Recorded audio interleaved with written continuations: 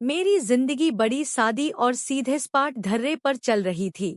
रोज सुबह उठना, जल्दी जल्दी तैयार होना, ऑफिस की फाइलें संभालना और फिर पत्नी को यह कहकर निकल जाना कि मैं देर से लौटूंगा, तुम खाना खा लेना।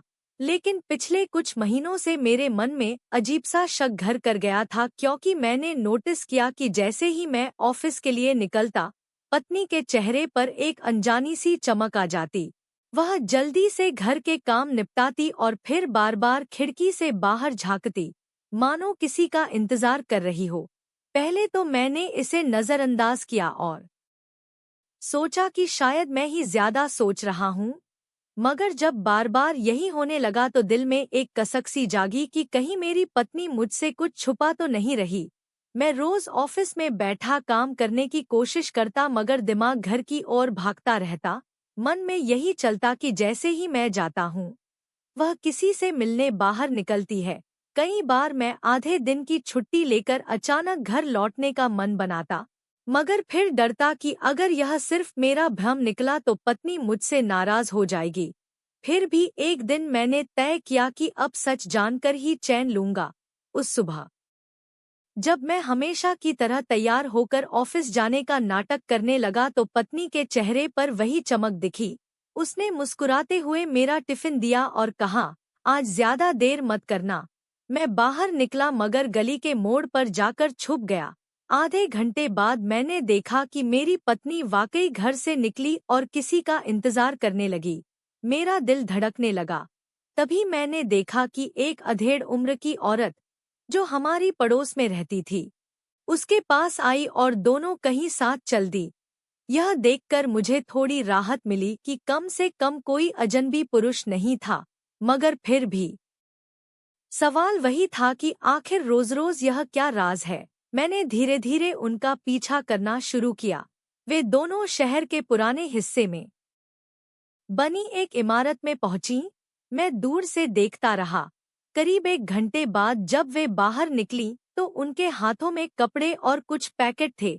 ऐसा लग रहा था जैसे वे किसी संस्था या सिलाई केंद्र से लौट रही हों, मगर मैं अभी भी साफ साफ समझ नहीं पाया। अगले दिन मैंने फिर वही किया और इस बार हिम्मत करके पास गया तो देखा कि मेरी पत्नी अनाथ बच्चों के लिए खाना बना रही है। वहीं वह पड़ोसन भी मदद कर रही थी। मेरी आंखें भर आईं। मुझे लगा मैं कितना गलत सोच रहा था। मेरी पत्नी तो मेरी पीठ पीछे नेक काम कर रही थी। जब मैं रोज ऑफिस में पसीना बहाता था तो वह उन पैसों से समाज की जरूरतमंदों की मदद करती थी। घर आकर मैंने उससे कुछ नहीं कहा, मगर मन ही मन उसकी इज्जत और भी बढ़ गई। पर शक ने जो दीवार खड़ी कर दी थी वह तोड़नी भी जरूरी थी।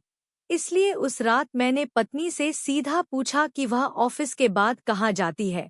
वह पहले तो घबराई, फिर बोली, मुझे लगा कि अगर मैं बताऊंगी तो तुम मना कर दोगे, इसलिए छुपाया।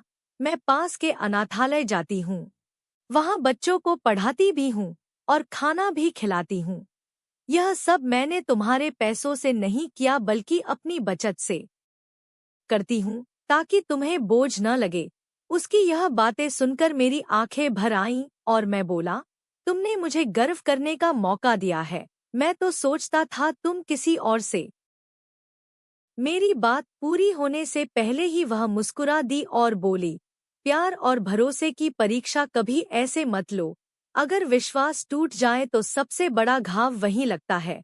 उस रात से मेरे रिश्ते में नई मजबूती आई। अब मैं खुद उसके साथ शनिवार रविवार को वहां जाता, उन बच्चों के बीच बैठता और समझ गया कि इंसान की असली खुशी सिर्फ कमाने में नहीं, बल्कि बांटने में है।